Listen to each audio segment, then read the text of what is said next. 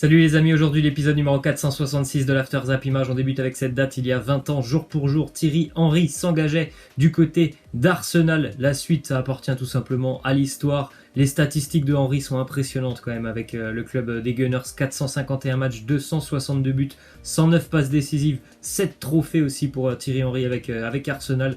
C'était il y a vraiment longtemps on va dire parce que maintenant Arsenal est très loin d'être l'une des meilleures équipes en Angleterre.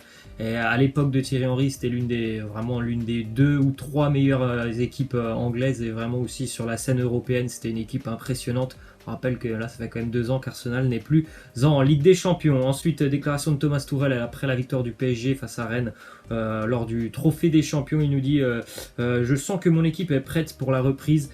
Ce n'est pas parfait, mais nous sommes là où on doit être. Il y a encore des choses à améliorer. On doit continuer. C'est un très bon début. On a vu quand même un match globalement satisfaisant de la part du Paris Saint-Germain qui n'a pas été vraiment mis en danger par le Stade Rennais qui a mené 1-0 d'ailleurs sur le seul tir de leur match quasiment au Rennais. Donc voilà, ça a été, on va dire, quand même assez tranquille sur ce trophée des champions pour le Paris Saint-Germain, même si voilà, ils ont dû courir après le score. Le Stade Rennais ne leur a pas beaucoup posé de problème quand même aux Parisiens. Ensuite, déclaration de Marquinhos qui nous dit on va faire ses efforts pour être une équipe très agressive. On a du talent et on sait qu'on va faire mal, bien évidemment aussi. Voilà, le talent c'est une chose importante dans le football, mais l'état d'esprit, l'agressivité, ça fait aussi beaucoup sur le terrain. Et peut-être que les années précédentes, le Paris Saint-Germain a un peu manqué de tous ces ingrédients, notamment sur la Ligue des Champions. Match amical pour l'Olympique de Marseille hier, dernier match pour les Phocéens. Avant le retour de la Ligue 1, donc en fin de semaine, l'OM recevait le Napoli au stade Vélodrome, défaite pour les Marseillais face aux Napolitains 1-0, but de Dries Mertens. On a vu un Olympique de Marseille un petit peu en difficulté quand même, on va pas se mentir, face au Napoli. Ils sont pas encore tout à fait prêts, les Marseillais. Après, voilà, c'est un peu compliqué pour l'OM. On rappelle qu'il n'y a pas beaucoup de recrues, pas beaucoup de choses qui ont changé par rapport à l'année dernière. Il y a un nouvel entraîneur, donc il faut encore, je pense, laisser du temps à l'Olympique de Marseille, mais ça me semble quand même compliqué d'espérer que l'OM puisse être meilleur que l'année dernière parce que voilà, l'effectif n'a pas vraiment été renforcé. Ensuite, déclaration de Bounassar sur son avenir, il nous dit j'ai envie de rester, on est à l'écoute de ce qui se dit. Ça parle énormément, pas seulement sur moi, mais sur l'ensemble de l'effectif. On sait que le club a besoin de vendre. Ouais, en plus, si l'Olympique de Marseille vend encore quelques joueurs, c'est sûr que ça va être encore bien plus compliqué parce que voilà, les recrues pour le moment elles sont pas beaucoup arrivées. On a Dario Benedetto est là, mais si c'est à part Dario Benedetto et le défenseur espagnol qui a signé il y a quelques semaines, Alvaro González, je pense que l'OM franchement ne s'est pas beaucoup renforcé. Donc voilà, c'est un peu quand même inquiétant, je pense, pour les supporters de l'OM. Ensuite, on a vu hier que Steve Mandanda avait récupéré le brassard de capitaine de l'Olympique de Marseille. On l'a vu déjà beaucoup plus affûté physiquement et il est évident que Villas-Boas va compter sur lui. C'est un homme quand même qui a une expérience du côté de Marseille assez incroyable, Steve Mandanda. Ensuite, du côté du Stade Rennais, Olivier Létang, le président, a annoncé que le gardien du Stade de Reims, Edouard Mendy, allait s'engager pour 4 ans, puisque Thomas Koubek, le gardien du Stade Rennais, va lui quitter la Bretagne pour rejoindre l'Allemagne et Augsbourg, transfert qui est évalué à peu près 7 millions d'euros pour Koubek. Bon, je pense que franchement, ce sont deux gardiens qui se valent à peu près. Je pense que Edouard Mendy est plus jeune et forcément a un avenir beaucoup plus prometteur. C'est un excellent gardien. Même si Thomas Koubek était aussi quand même un bon gardien du côté de Rennes, je pense que vraiment c'est une très belle recrue, Mendy, pour le Stade Rennais. Ensuite, déclaration de Radamel Falcao qui nous dit je suis en train d'étudier les offres que l'on m'a proposées. Attendre janvier pour signer libre dans un autre club, non, il y a de bonnes offres en ce moment. Donc voilà, on est quand même proche de la fin pour Falcao avec l'AS Monaco. En tout cas, il a visiblement envie de découvrir un autre championnat ou en tout cas de quitter visiblement Monaco. Donc c'est certainement les derniers jours de Falcao du côté du Rocher. Ensuite, déclaration de Stéphane Moulin sur Jeff Renadelaïd. Il nous dit s'il va partir ou pas. Je n'en sais rien aujourd'hui. Lille est un des clubs qui le veut. Il y en a aussi d'autres en France et à l'étranger. Je comprends parce que c'est un garçon très performant. En plus, il est jeune lui aussi. Jeff Renadelaïd, il a vraiment, encore une fois, un avenir qui est assez prometteur. Il a fait une très belle année avec le SCO l'année dernière. C'est un homme, vraiment un homme de qualité, quoi. Il est technique, il est rapide, c'est un joueur qui est capable, voilà, de créer des décalages, donc un homme quand même assez complet. Ensuite, déclaration de Stéphane Ziani du côté du FC Nantes. Il nous dit pour le moment, c'est vrai qu'il y a du changement car Vaïd a souhaité quitter le club. Il y a des solutions qui sont cherchées par la direction. Nous, on est toujours à la disposition du club, mais on sait ce qu'on aimerait faire et ne pas faire. Donc Stéphane Ziani, qui lui est l'entraîneur de la réserve du FC Nantes, pour le moment, il dit qu'il est à la disposition du club, mais visiblement la famille Kita aimerait quand même engager un autre entraîneur, certainement plus expérimenté. D'ailleurs, il y a eu le nom de Gennaro Gattuso qui est sorti.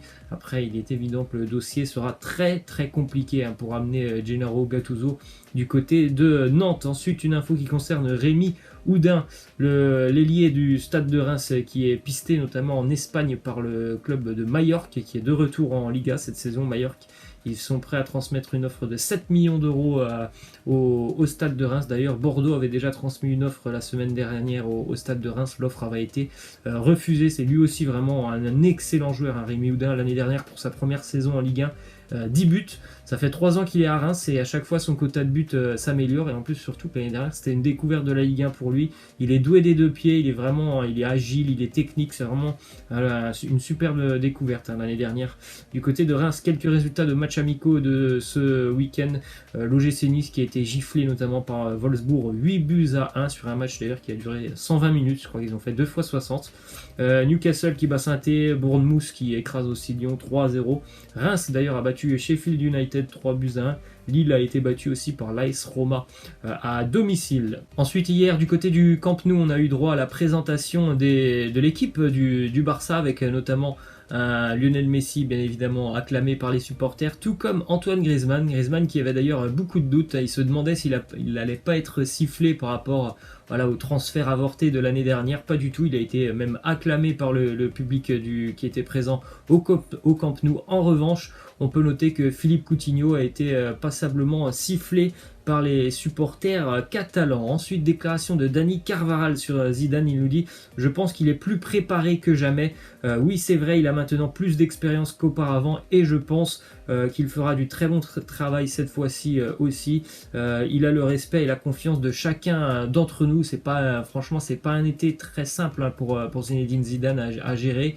Voilà, il y a l'arrivée de beaucoup de joueurs, il y a pas mal de blessures du côté du Real Madrid, il y en a 2-3 qui, ils devaient partir, ils sont encore là. Donc c'est pas simple pour Zinedine Zidane, ça sera certainement une saison peut-être de transition pour le Real Madrid, même si c'est un club qui doit toujours être au plus haut niveau. Cette année ce sera peut-être encore une transition. L'année dernière ça a été un échec, donc là ils sont en train quand même de se reconstruire et ça peut prendre bien évidemment un petit peu de temps. Ensuite, déclaration de Ole Gunnar Solskjaer, l'entraîneur de Manchester United, sur l'avenir de Paul Pogba. Il est très clair, il a dit: pour moi il n'y a aucun doute, Paul Pogba sera toujours un joueur de Manchester après à la fin du mercato. On rappelle que jeudi ça sera la fin du mercato pour les clubs anglais. En tout cas, ils ne pourront plus recruter, ils pourront toujours vendre mais ils ne pourront plus recruter, donc il va falloir quand même qu'ils se pressent un petit peu parce qu'il y a des dossiers qui sont aussi un peu en suspens du côté de Manchester United. En tout cas, pour Solskjaer, Pogba sera bel et bien un joueur de Man U. D'ailleurs, les négociations entre Man U et la Juventus pour l'éventuel échange Dybala-Lukaku, elles sont tout simplement au point mort à cause de Paulo Dybala qui lui préférerait rester visiblement à la Juventus. C'est pas ce que nous avait dit son frère il y a 3 mois, mais bon, c'est comme ça. Et au-delà de ça aussi, ses exigences salariales sont trop élevées visiblement pour Manchester United. Donc voilà, les négociations pour le moment elles sont au point mort entre les deux parties. En revanche, pour l'éventuel transfert de Mario Mandzukic, il y aurait certainement eu un accord de trouver hier entre Manchester et la Juventus Turin. Donc on va en apprendre certainement beaucoup dans les prochains jours, puisque le mercato anglais va bientôt se terminer. Ensuite, déclaration de Guardiola sur Maguire. Il nous dit: on était intéressé mais on n'avait pas les moyens de le recruter. Manchester en a les moyens, il est bon dans le jeu aérien, dans la construction, il joue rapidement vers l'avant. Il a toutes les qualités pour jouer à Manchester United. Félicitations à eux. Après, c'était quand même très cher pour Man U par rapport à Harry Maguire. Même City n'a pas pu s'aligner sur les exigences notamment de Leicester. En revanche, Manchester City est tombé d'accord avec la Juventus Turin pour le transfert de Joao Cancelo, hein, qui est, on va dire, est un petit peu indésirable, hein, de Maurizio Sarri. Joao Cancelo, pourtant c'est un joueur de qualité qui a beaucoup montré l'année dernière avec la Juventus, mais bon, c'était pas Sarri l'entraîneur l'année dernière. Il pourrait y avoir un échange donc entre la Juve et City, entre Cancelo et Danilo. Ensuite, déclaration de Nengolan qui va donc normalement retourner du côté de Cagliari. Il nous dit: j'ai fait un choix un peu forcé, mais au final j'ai choisi ça. Il y a d'autres priorités en ce moment, c'était facile de choisir. Le Belge a choisi de retourner à Cagliari aussi parce que sa compagne est victime d'un cancer. J'avais oublié cette information quand je vous en ai parlé, je crois, samedi. Mais il est vrai que oui, sa compagne est malade et donc ça sera bien évidemment beaucoup plus simple pour lui d'être à ses côtés. Ensuite, déclaration de Robert Lewandowski qui demande bien évidemment des renforts par rapport au match de Supercoupe d'Allemagne de samedi. Dortmund qui a battu le Bayern tranquillement 2-0 avec une équipe de Dortmund qui était vraiment prête, et il demande des renforts Robert Lewandowski parce qu'il a dit voilà, personne n'a pu nous aider ou nous renforcer en cours de match, donc voilà, c'est un petit peu chaud, hein, Robert Lewandowski qui attend certainement mieux de son équipe bavaroise. Et on va terminer avec le résultat de Supercoupe du Portugal hier. Le Benfica a écrasé le Sporting Portugal 5-0. Voilà, moi je vous laisse et je vous dis à demain. Ciao.